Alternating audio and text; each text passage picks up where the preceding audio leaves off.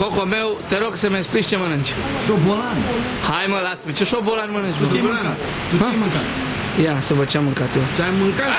Tot șobolane. Și eu. Ăsta e regele șobolanilor. Ce alți explică?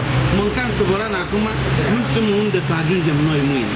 Pot ajungem în loc, numai șobolan mănânc acolo, acum trebuie să obișnuim. Să ne pregătim, ne obișnuim stomacul. Da. Da, dar ăsta e șobolan mare.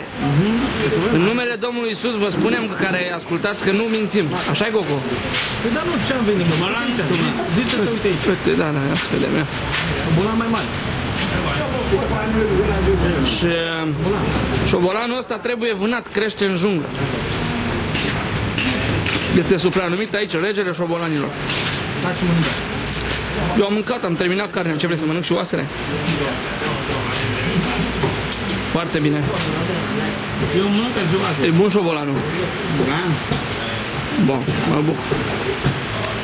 Bun. Pastor, when do we eat snake? Snake. We eat snakes when we get to Accra. Okay, in Accra we will eat snakes. Yes, we eat snakes. Okay, God bless you. Thank you very much. Okay. Deci mâncăm șerpi, Coco, fii atent, șerpi mâncăm când ajungem în Accra. Aia mănânci cum? Păi de ce nu mănânci șerpi? De ce să mănânci? Păi Apostolul Petru nu l-a pus Domnul să mănânce. Ce? Apostolul Petru nu l-a pus Domnul să mănânce, să taie să mănânce. Nu m-a pus.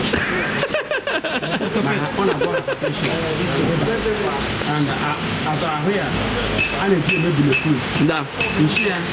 Aceasta este mâncarea de șobolan. Foarte condimentată, ca totul în Africa de altfel. Foarte condimentată.